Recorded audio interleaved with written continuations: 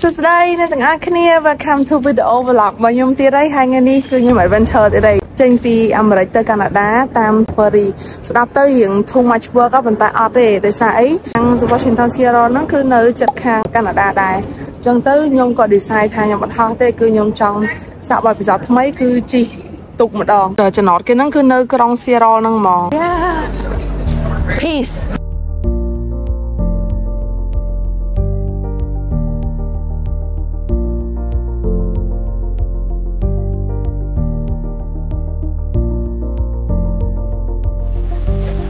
Okay អ្នកទាំងអស់គ្នាមិនដឹងខ្ញុំវារៀងវិវពេកខ្ញុំអត់បាននិយាយមួយអ្នកទាំងអស់គ្នាច្រើន delay to trip របស់ខ្ញុំលើកនេះនិយាយទៅខ្ញុំឥឡូវនេះកំពុងនៅ state ឈ្មោះ Washington ហើយនៅ city ឈ្មោះ Seattle ហើយឥឡូវនេះគឺខ្ញុំមាន plan មួយចង់ធ្វើដំណើរពីទីក្រុង Seattle ទៅទីក្រុង Victoria ប្រទេសកាណាដាចាត់ទូគឺគេមានពីរជម្រើសឲ្យយើងមាន option ទី1និង option ទី2 option ទី1គឺយើងអាចជិះទូក private បានអ្នកទាំងអស់គ្នាប៉ុន្តែ option ទី2គឺយើងត្រូវតែជិះពីបៃតងដើម្បីទៅដល់កាណាដាវាដូចជាយើងជិះទូកអរិយស័ព្ទហើយឡើងទៅចំណតផ្សេងដើម្បីទៅដល់គោលដៅរបស់យើងអញ្ចឹងហើយខ្ញុំកំពុងតែ stick up ជាមួយនឹង budget friendly ដែលខ្ញុំត្រូវឡើងចំណតទូកបើ government ណាដល់ពេលអញ្ចឹងវា less paid ច្រើនជាងបើយើងជិះអាទូកតម្លៃ100ជាងហ្នឹងដែលជាមួយខ្ញុំនឹង pop up ព័ត៌មាននៅលើហ្នឹងហ្មងទូកនេះគឺមានតែ passenger ឯគេ allow ហើយវា direct តែតម្លៃវាបើយើងជិះ round trip វាអាចចូល200ជាងអញ្ចឹងខ្ញុំ stick up ជាមួយនេះគឺវាអត់ចាយច្រើនទេគ្រាន់តែថាខ្ញុំចាយពេលជិះពីបៃតងប៉ុន្តែបើ total cost គឺខ្ទង់$40អ្នកទាំងអស់គ្នាហើយខ្ញុំក៏អាច enjoy ជាមួយនឹង scenery ជាមួយនឹង view នៅ along the way ដែលខ្ញុំទៅដែរជាសបុតដែលខ្ញុំបានទិញថ្លៃវាគឺ$10.25សេនធូរថ្លៃមែនតើបើយើងជិះជម្រើសយន្តហោះពី Seattle ទៅ Victoria វាអាចនឹងថ្លៃចូល3ទៅ400ឬក៏2ទៅ300តាមពេលវេលាដែរអញ្ចឹងខ្ញុំ stick up ជាមួយនឹង budget friendly ហើយក៏ខ្ញុំចង់សាក experience ថ្មីចែករំលែកដល់អ្នកទាំងអស់គ្នាដែរ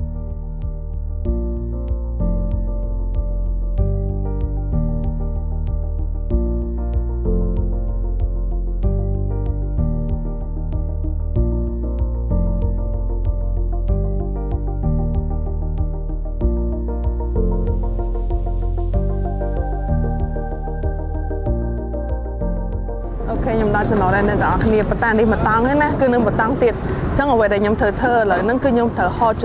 ចំណតទូកមួយទៀតដែលឈ្មោះថា Port Angeles ដែលខ្ញុំចេញពីចំណតទូកនេះទៅគឺខ្ញុំត្រូវទៅហោឡានមិនដឹងទេគឺខ្ញុំត្រូវទៅហោឡានណាអ្នកទាំងអស់គ្នាដើម្បីឡើងជិះឡានហ្នឹងទៅ Port Angeles ហើយពី Port Angeles ហ្នឹងគឺទៅ Victoria កាណាដាអញ្ចឹងវារៀងច្រើន step បន្តិចអញ្ចឹងមិនថា adventure នេះវាធ្ងន់ធ្ងរដែរ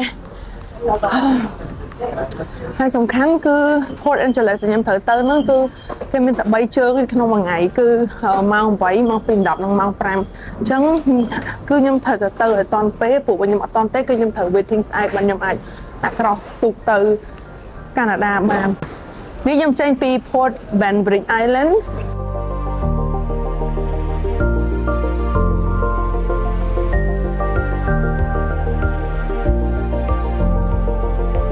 Okay អ្នកទាំងអស់គ្នាឥឡូវហ្នឹងគឺខ្ញុំសំណាងមែនតើដោយសារខ្ញុំគ្រាន់តែចុះពី ferry មកខ្ញុំមកដល់គឺឡានកំពុងតែចាំយើងហ្មងតែ5នាទីទៀតគឺឡានចេញចោលហើយតែឡានចេញចោលយើងត្រូវចាំរយៈពេលកន្លះម៉ោងទៅ1ម៉ោងទៀតពីព្រោះថាឡាននេះគឺចេញទៅដល់ Port Angeles ដែលចំណាយពេល2ម៉ោងអញ្ចឹងបើសិនជាខ្ញុំ on time 2ម៉ោងហ្នឹងខ្ញុំអត់ត្រូវរងចាំទូកមកតាំងទៀតពីអាមេរិកហ្នឹងទៅកាណាដាគឺខ្ញុំអាចទៅ direct តរហូតពីពួកអីទូកាណាដាហ្នឹងគឺគេចេញម៉ោង12ហើយនឹងមួយទៅគេចេញម៉ោង5អញ្ចឹងខ្ញុំត្រូវចាំ5ម៉ោងទៀតបើសិនជាខ្ញុំយឺតអញ្ចឹងខ្ញុំសំណាងមែនតើហើយតម្លៃគឺតែ$10នៅទាំងអស់គ្នាឃើញអញ្ចឹងខ្ញុំចំណាយតែ$20ហើយខ្ញុំនៅជិះមកតាំងទៀតដែលខ្ញុំចាយអស់$23ទៀតហើយយើងវាយ boarding pass វាយអីចឹងទៅអញ្ចឹង total cost round មក one way គឺខ្ញុំចំណាយអស់តែ$40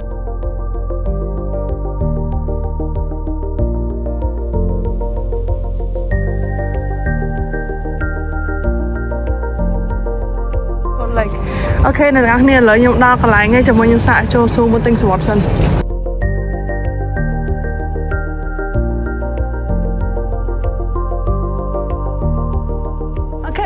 គ្នាឥឡូវហ្នឹងខ្ញុំមកដល់ port មួយទៀតដែរជា Port Angeles ដែលខ្ញុំនិយាយហ្នឹងណាអាហ្នឹងគឺខ្ញុំត្រូវជិះឆ្លងទៅ Victoria កាណាដាជិះឡានមិញហ្នឹងគឺ2ម៉ោងហើយឥឡូវហ្នឹងគឺយើងទៅតមកតាំងទៀត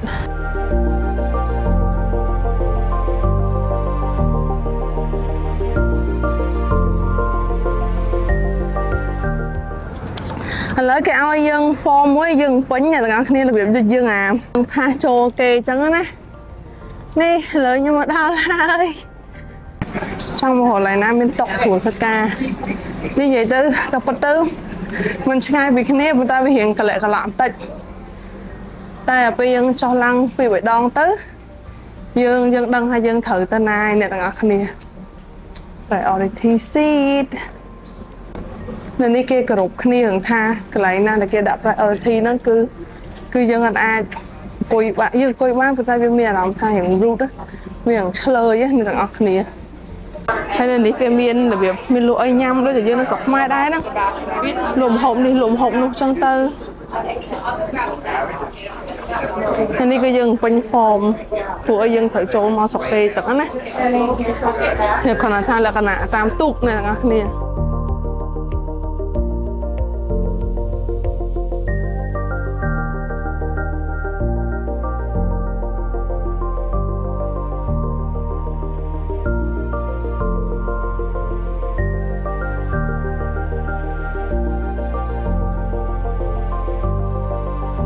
នេះគឺខ្ញុំឡើងមកដល់លើហ្មងអញ្ចឹងនៅលើនេះគឺមានកន្លែងអង្គុយផ្សេងទៀតសម្រាប់អ្នកដែលគាត់ចង់មក rooftop មើលទេសភាពអីអញ្ចឹងទៅពួកអីអានេះគឺយើងចេញពី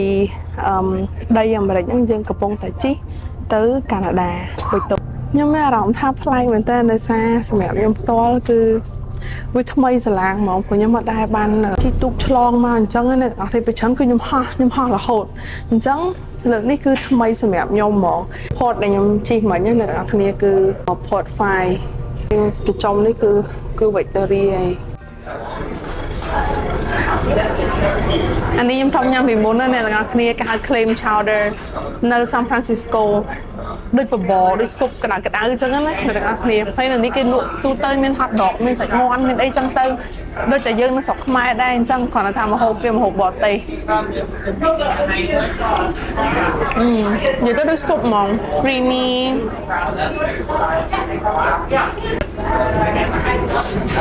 គេញ៉ាំមួយ cracker ណាអ្នកទាំងអស់គ្នា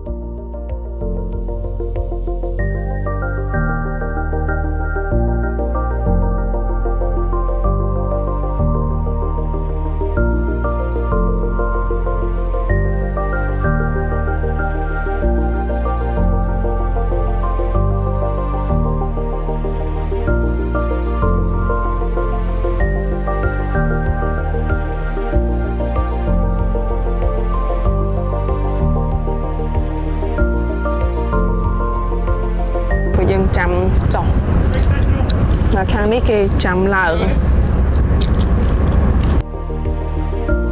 ខ្ញុំនឹងអង្គុយ head detail អ្នកទាំងអស់គ្នាថាខ្ញុំមកនេះខ្ញុំចំណាយប៉ុន្មានហើយចំណាយពេលប៉ុន្មានម៉ោងហើយបានមកដល់នេះ information ទាំងអស់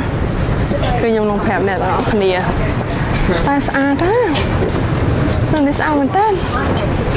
ព្រោះយើងធ្លាប់តែមើលនៅ Zero តែឥឡូវមកនេះគឺប្លែកទៀតហើយឥឡូវយើងត្រូវទៅកាត់កន្លែង passport សិនកន្លែង check passport ដើម្បីឲ្យគេ check មកយើងម្ដងទៀតមុននឹងគេអនុញ្ញាតឲ្យយើងចូលមកកាណាដា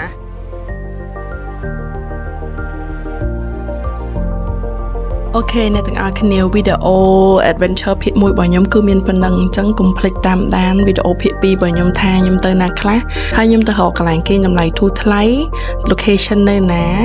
ប្រើ app អីគេអញ្ចឹងកុំភ្លេចតាមដានទស្សនាទាំងអស់គ្នាណា